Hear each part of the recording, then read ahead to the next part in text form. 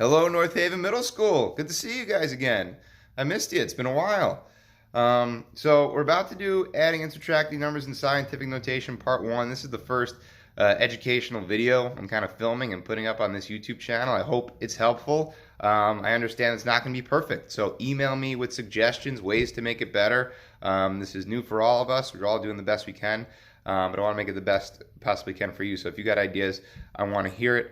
We're constantly exploring new things to deal with this extended break and to make it work. But making these videos should be helpful. I know you guys got material, some work to complete that wasn't exactly what we're doing in class, but it was stuff we had already done this year. It was going to keep you sharp in terms for SBAC and keep you practicing the skills that we already reviewed this year. This video and a couple of future videos I'm going to make is going to focus on what we would be doing in school if we were in school. So this video is going to focus mostly on pre-algebra. So that's cores A, C, D, and E. We were doing scientific notation right before we left. So that's what I'm going to pick up with right now, adding and subtracting numbers in scientific notation. For core B and algebra, I am going to make some videos for you guys too. They may already be up on the YouTube page when you view this, so go find them. If you want to watch this one too to remember how to do this stuff, you can do that as well because it will be on your exponent test, which was supposed to be Friday, but who knows when that's going to be.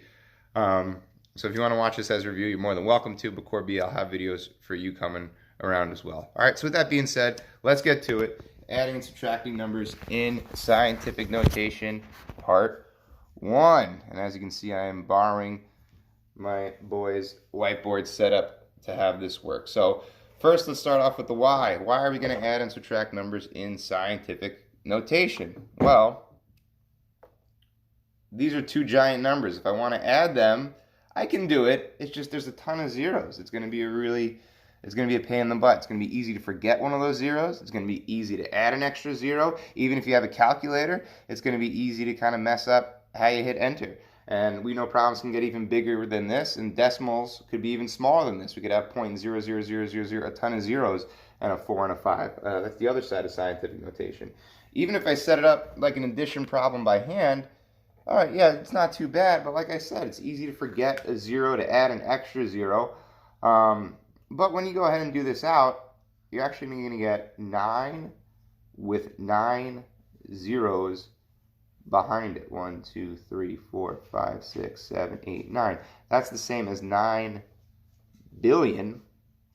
But more importantly, in scientific notation, this number would be 9 times 10 to the ninth. Remember, that 9 does not mean that there's 9 zeros. It does in this case, but it really means that the decimal point, you'd have to move it to there. You'd have to move it 9 places in order to write this number in scientific notation. That's a little bit of review of converting from scientific to standard. That's stuff we did do when we were in school. So that's some review. If you want me to make videos to help review how to convert numbers from scientific to standard, I can make some videos for that. How to multiply and divide numbers from scientific to standard, I can make videos for that as well. But right now I'm just going to focus on adding and subtracting because this is right where we left off. So back to the adding and subtracting.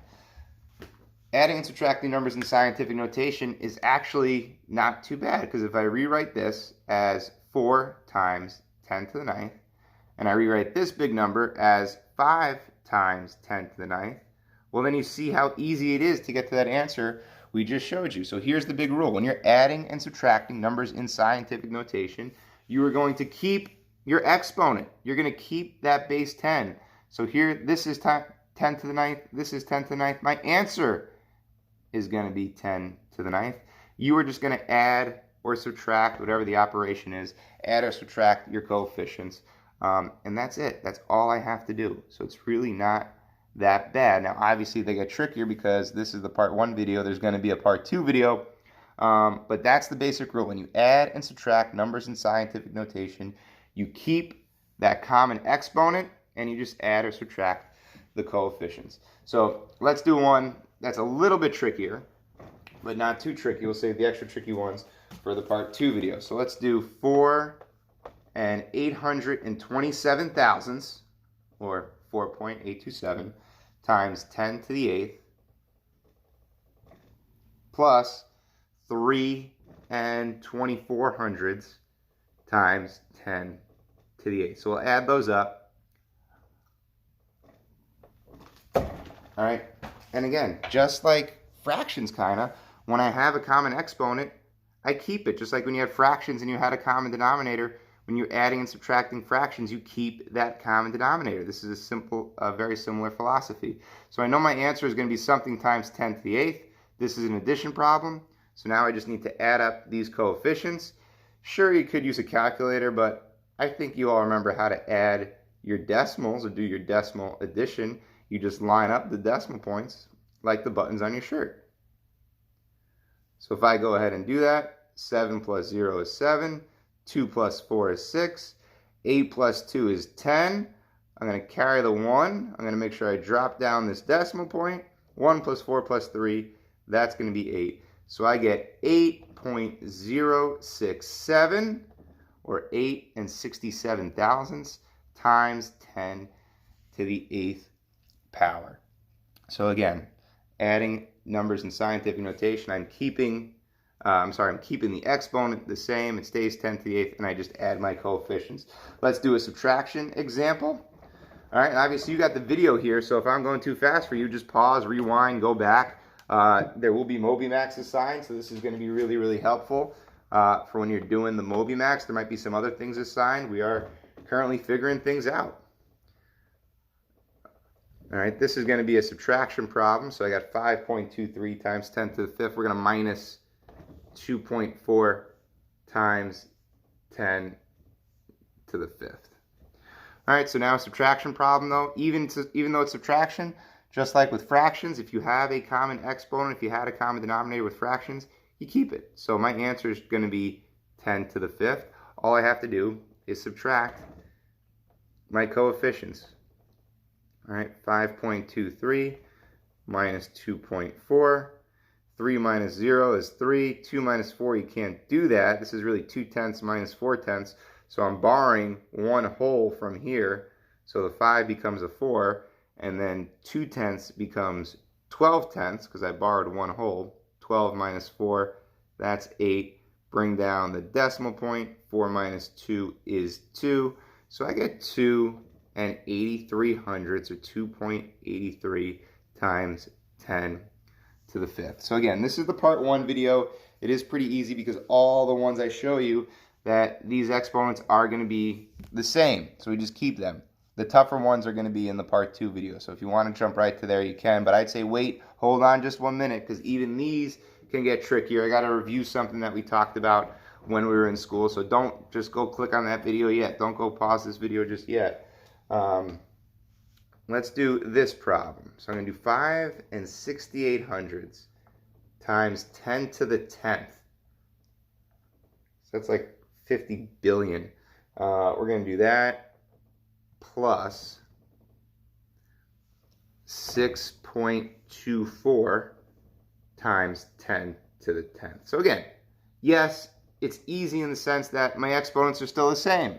All right, yeah, this is the part 1 video, like I said. So my answer is going to be something times 10 to the 10th, but there's going to be an extra trick here. This problem is going to have, we're going to have to do some work at the end of it. Let me show you what I mean. So we go ahead, we add our coefficients, because that is what we do when we add or subtract numbers in scientific notation. Once we have that common exponent, we can just add the coefficients. So let's do that. 8 plus 4 is 12, carry the 1. 6 plus 2 is 8, plus 1 is 9. Bring the decimal point down, and 5 plus 6 is 11. So we're going to get 11 and 92 hundredths times 10 to the 10th. Do you guys remember why this is wrong? I'm not going to do the whole Dora the Explorer thing, but hopefully you're yelling at your TV screen, you're yelling at your computer screen, you're yelling at your phone screen, that you remember that your coefficient can't stay like that. If this is your final answer, that is not proper scientific notation. Maybe you remember from early last week, your coefficient has to be between 1 and 10 in order to be in proper scientific notation form. So how are we going to fix this answer? Because 11.92 is bigger than 10. That's not in proper scientific notation form. What you're going to have to do is you're going to have to move this decimal point here. Because if I just move that decimal point over, that's going to become 1.192.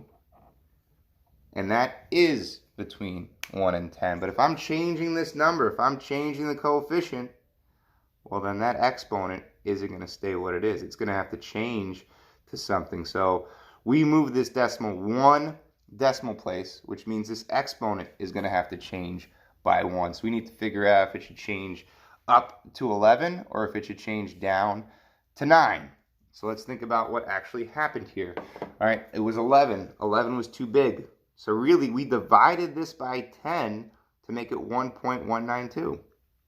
We really took 10 out of here, and that extra 10 that we took out of this coefficient, we're going to add here. So instead of having 10 tens, we now have 11 tens, and it's going to be 10 to the 11th. But the main rule here, the main thing to remember, if you have to fix numbers in scientific notation, if you're making the coefficient smaller, the exponent has to get bigger. If we did it the opposite way and we made our coefficient bigger, well, then our exponent will get smaller. Right? That is going to be really, really important, especially in the part 2 video, because remember, in part 2, these are not going to be the same, so we might have to utilize this in order to make them the same. Hopefully that's not a spoiler alert, but we'll talk about that more in the part 2. Now, let's do one more example, last one for the part 1 video, and then you can go ahead and click to part 2.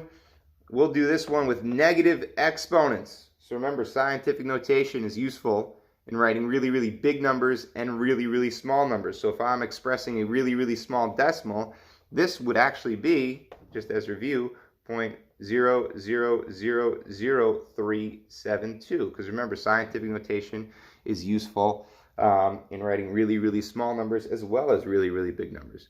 All right, so we're going to do a subtraction problem here. This is going to be 2.9 times 10 to the negative 5th. So I still have those same exponents because that's all we're doing in this part 1 video. Our exponents are going to be the same. So I'm going to keep that common exponent. So the first thing I do right away is I just write 10 to the negative 5th. And I know I have to subtract my coefficient. So 3.72 minus 2.9. 2 minus 0 is 2. 7 minus 9, 7 tenths minus 9 tenths. I can't do that, so I'm going to borrow 1 from the 1 spot. So that becomes a 2. 7 tenths becomes 17 tenths. 17 minus 9, I get 8 tenths down there. I bring my decimal point down, and I get 0.82 times 10 to the negative 5th. Now this is our last problem. Obviously it has to be our hardest problem, and it is. First, I'm not done. That coefficient, just like the problem prior, is not in proper scientific notation form. I need to move my decimal point in order to make this coefficient between 1 and 10. It has to be between 1 and 10. Right now, at the moment, that number is less than 1. But if I just go doop-de-doo right there, well, then I'm going to have 8.2, and that is between 1 and 10. So that is in proper scientific notation. But hold on just a minute. If I'm changing my coefficient, I got to change my exponent accordingly. We just talked about it in the problem prior. Here, by moving the decimal point to the right, I've made my coefficient bigger. 0.82 has become 8.2. If your coefficient gets bigger, then your exponent needs to get smaller.